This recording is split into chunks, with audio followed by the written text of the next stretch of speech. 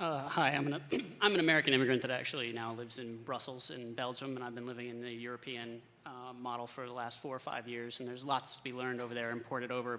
And one of the things that's in the conversation there, and it's in the conversation in America as well, if you're paying attention, The Atlantic did a cover article on it about a year and a half ago, which is just the end of work period as a concept.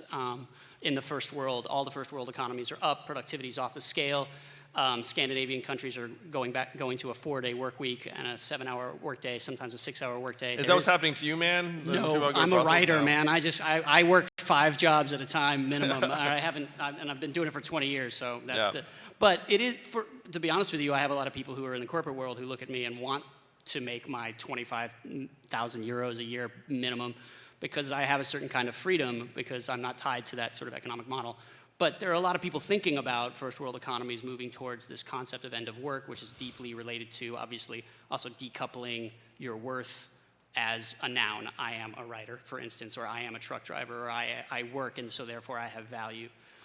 And this may be 10 years down the line, but do you have any comments on that concept as a whole, the end of work in the first world? Yeah, so unfortunately there's been this massive divergence. So Keynes predicted that we'd have 15-hour work weeks because our productivity would just keep going up.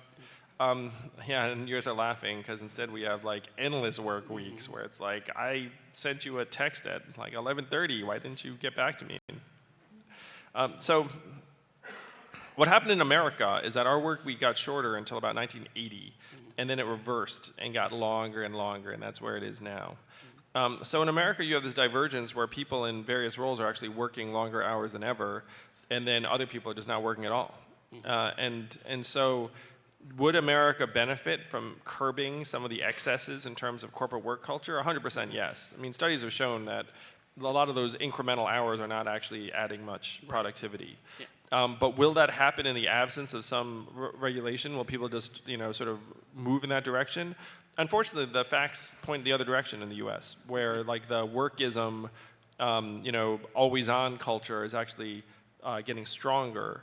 And so as president, would I want to try and curb that? Would I say, look, maybe we should move towards 4-day work weeks for certain industries, make it so that there are like, times of the day when like you should not be always on, and that companies like should not expect most employees to like be available for like 16 hours a day and the rest of it? Yeah, I would. But it's not going to happen on its own because unfortunately the dynamics of this economy make it that a lot of corporates will just demand more and more of workers until we drop dead. Right. Thank you.